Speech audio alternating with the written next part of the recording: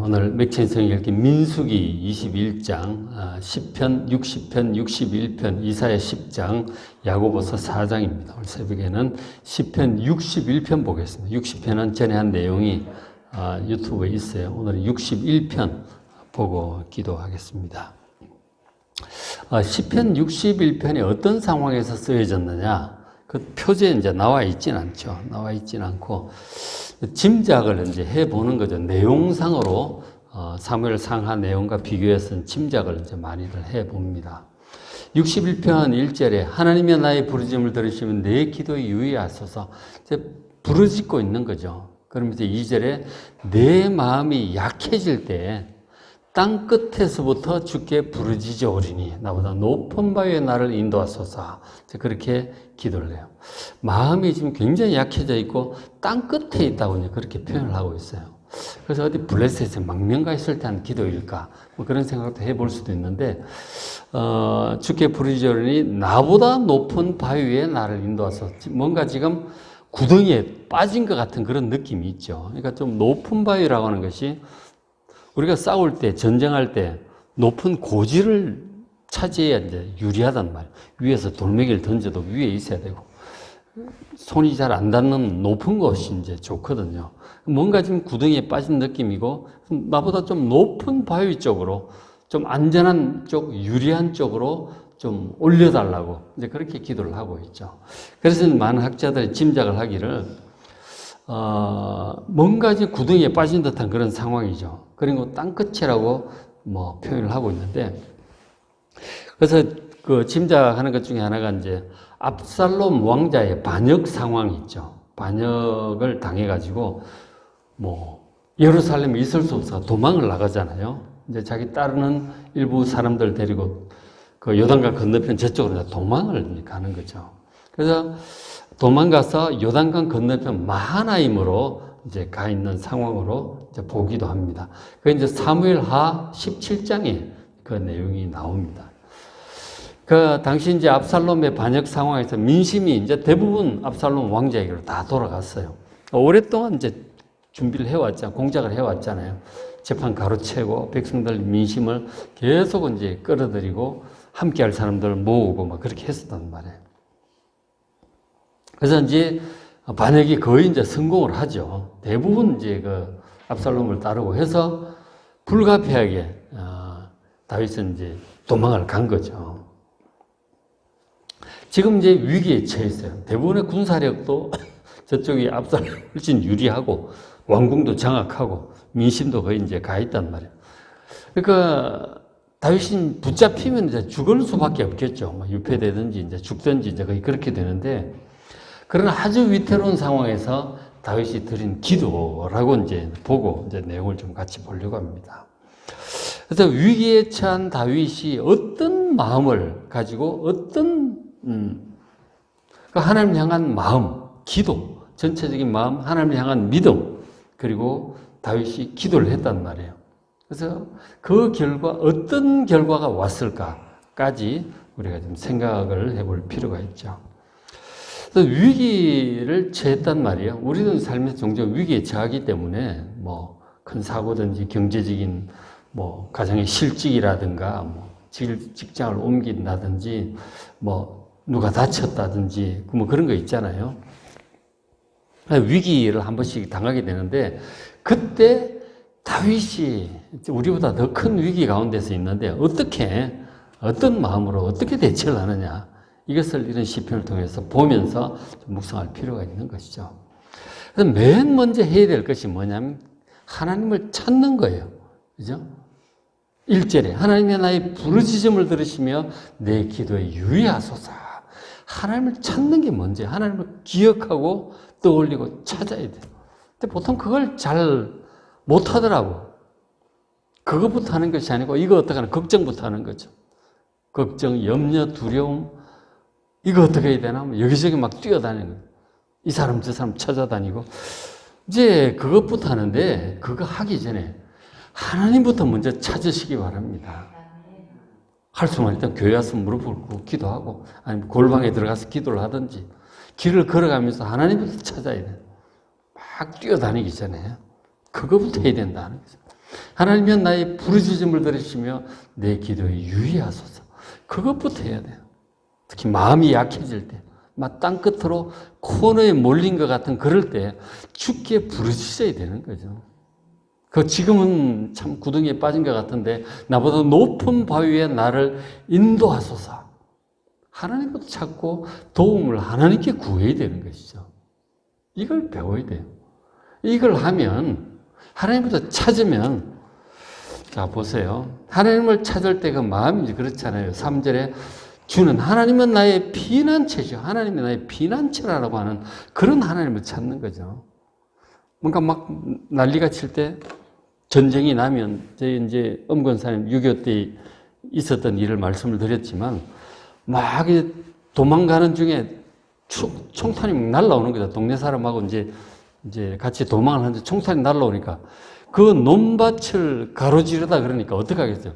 뚝에 숨는 거야. 논두렁이 있잖아요. 그 얼마나 낮아요. 거기에 숨는 거죠. 근데 옆에 있던 같이 간 남자는 총이 맞았대요. 그 이제 의정부 그쪽이니까, 덕정 그쪽이니까. 그럼 굉장히 이제 전투가 심하던 지역이잖아요.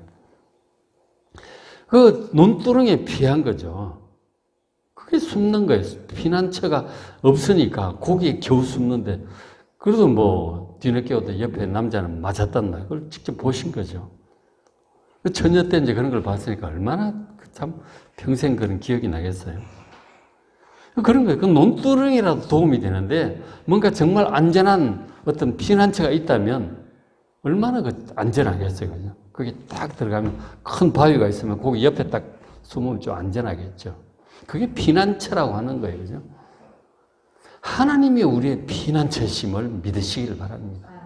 어떤 사람이 피난처, 내 돈, 내 능력, 날 도와줄 어떤 사람, 그 사람보다 하나님이 더 확고한 피난처이심을 믿으시기 바랍니다.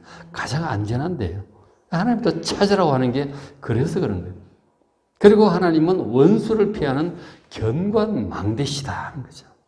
압살롬의 반역으로 엄청 위험한데 그 원수를 피하는 견관망대가 바로 하나님이심을 믿으시길 바랍니다.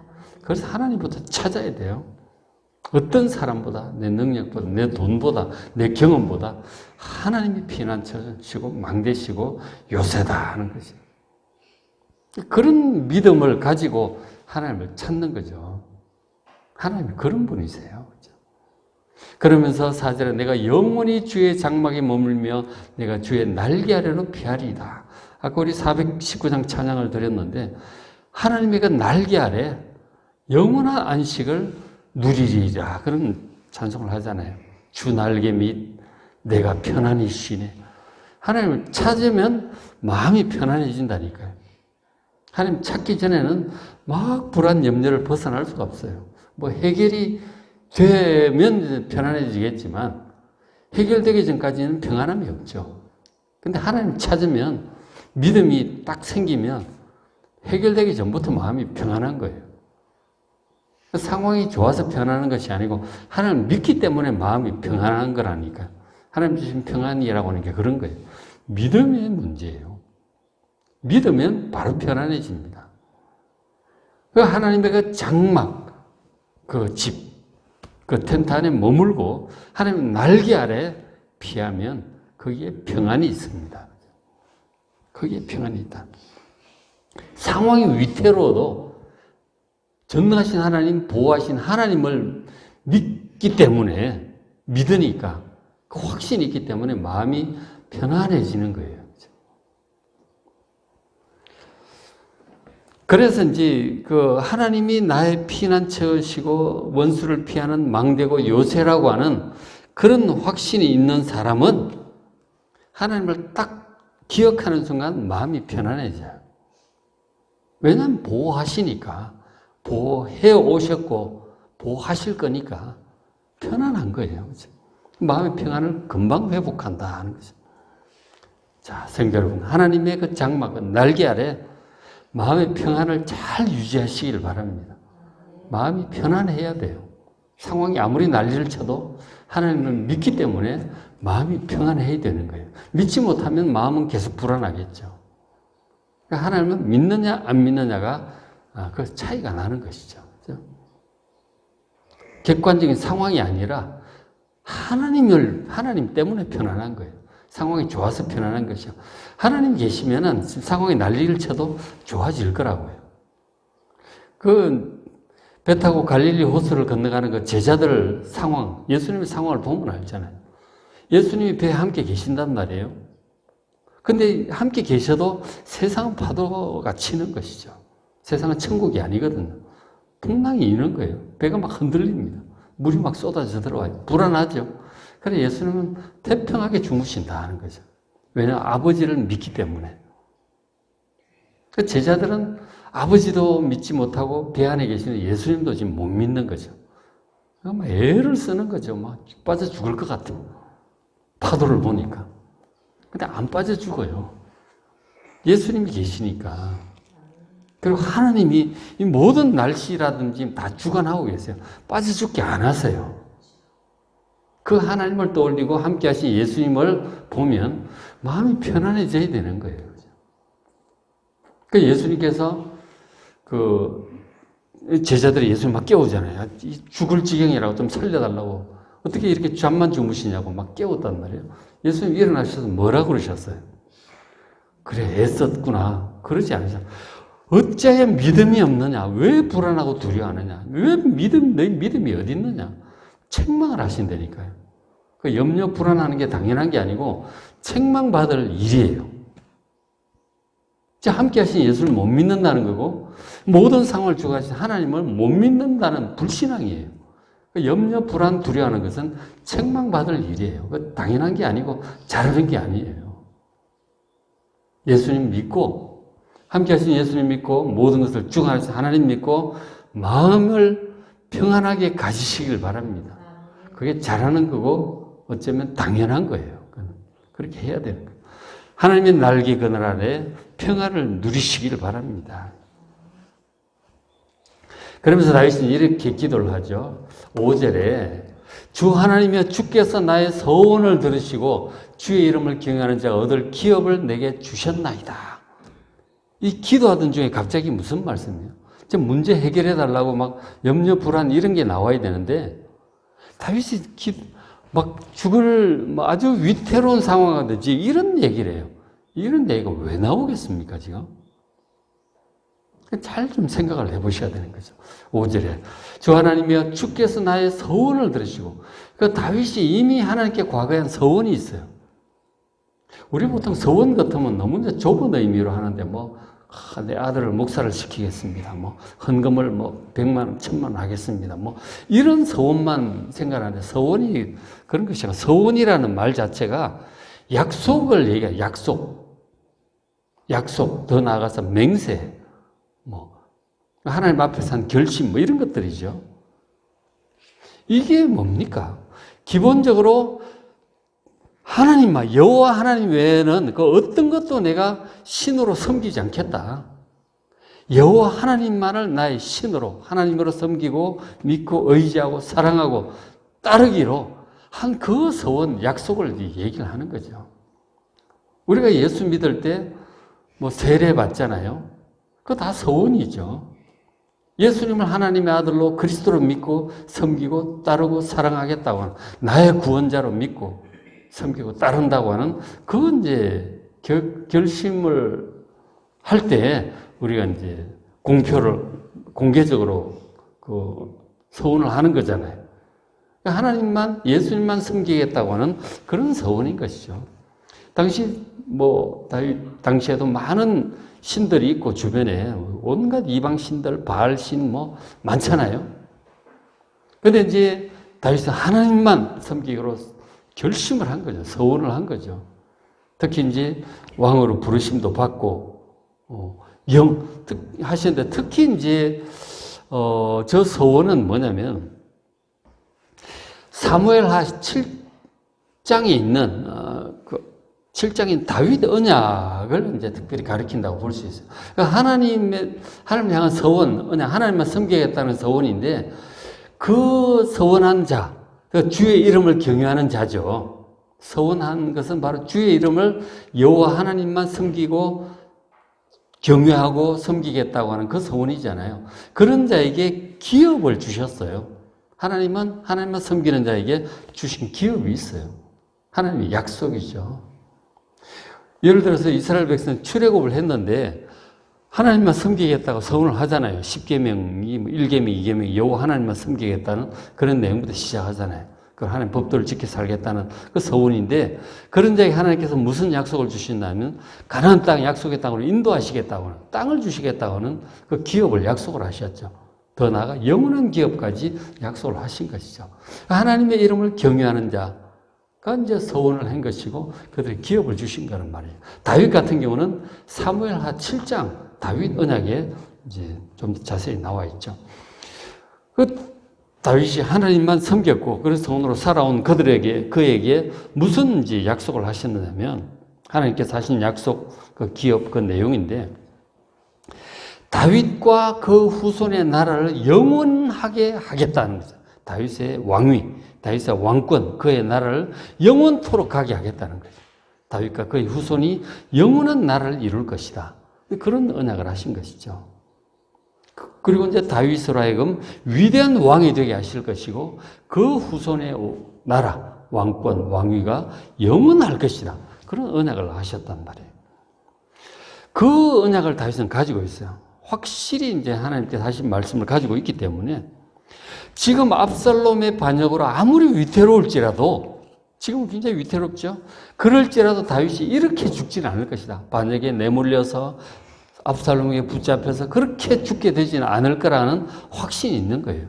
왜냐하면 하나님께서 하신 다윗 언약이 있기 때문에 자기에게는 다시 왕권이 회복될 것이고 평안하게 눈을 감게 될 것이라고 하는 그런 확신이 있는 거죠. 이런 위태로운 상황 가운데서. 그래서 이런 얘기를 하는 거죠. 막 구덩이에 빠진 것 같은데 높은 바에 올려달라고 땅끝에서부터 마음이 약해진 그런 상황에서도 이런 믿음이 중심에 딱 있는 거예요. 하나님을 향한 신앙, 믿음이라고 하는 것은 이런 것입니다. 여러분 속에도 그런 것이 확실히 있어야 돼요. 아무리 위태로워도. 하나님께서 하나님만 섬기겠다는 우리의 중심을 아시잖아요. 우리의 서원을 들으시고 하나님을 경외하는 우리에게 이미 기업을 약속을 하셨어요. 평생 함께 하시고 그리고 영원한 기업을 약속을 하셨단 말이에요. 그것까지 지금 다 영원한 기업을 지금 말씀을 하는 거예요. 현재 문제 해결만이 아니고 영원한 기업을 지금 말씀을 하는 거죠. 그래서 지금 보시면 자 6절에 다윗의 그 믿음의 내용을 보세요. 마음, 중심을 얘기하는 거죠. 주께서 하나님께서 왕에게 다윗 자기에게 장수하게 하실 것이다. 내가 이렇게 압살롬에게 붙잡혀 죽지 않을 거다. 이 위기도 극복하게 될 것이고 오래오래 살게 할 거다 하는 거죠. 그리고 나이가 여러 대 미치게 하실 것이다. 그리고 아들, 손자, 증손 보게 하실 거다 이거죠. 그런 확신이 있는 거예요, 다윗 속에. 이렇게 반역 상황으로 이렇게 끝나지 않을 것이다.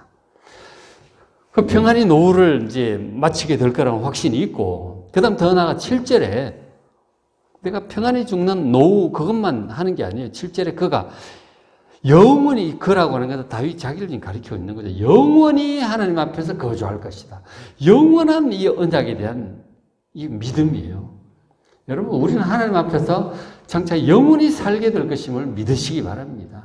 이렇게 평생 죽을 때까지 가고 평안한 노후를 맞이할 것이고 그리고 영원토록 하나님 앞에서 살게 될 것입니다. 이 영생에 대한 확신이에요. 영원히 산다니까요. 죽고 끝나는 게 아니에요. 영원히 살 것이고 그런 확신이 있는 것이죠. 우리의 믿음은 영원까지 이르러야 합니다. 어떤 분들은 믿음이 평안한 노후까지밖에 안 가요. 어떤 사람 지금 눈앞에 당장 요거밖에 못해요. 그게 아니야. 평안한 노후, 죽을 때까지 함께 하시고 평안하게 마치게 하실 것을 믿으시기 바랍니다. 평안한 노후 좋아요. 근데 그게 다가 아니에요. 그 이후까지 영원토록 하나님 앞에서 살게 될 것임을 믿으시기 바랍니다. 이게 참된 신앙이에요. 구약 성도들도 이렇게 마찬가지예요. 영원한 이런 신앙을 가지고 있는 거죠.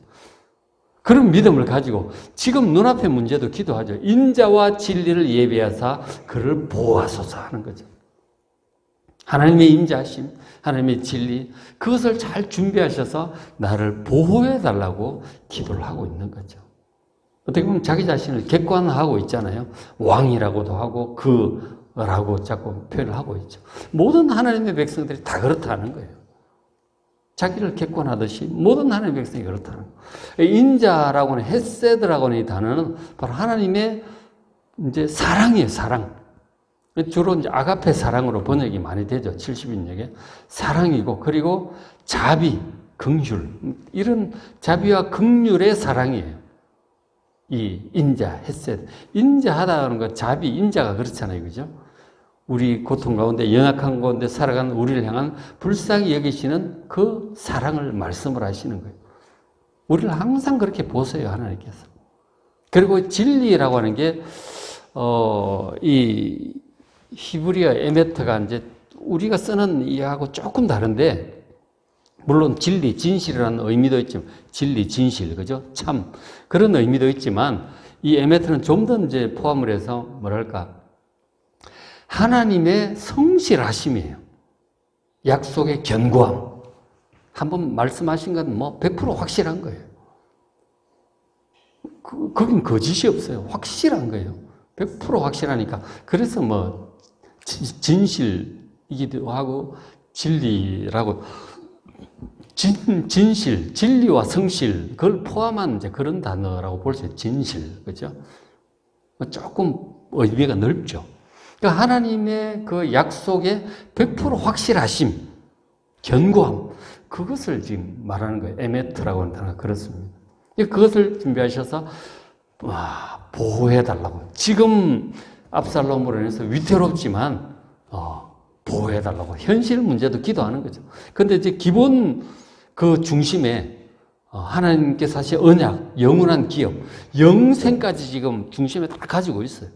평안한 노후까지 확신이 있는 거죠. 그러나 눈앞에 이 상황에 대해서 인자한 사랑으로 그리고 진실한 그 사랑으로 보호해달라고, 이 문제를 해결해달라고 기도를 하는 거죠.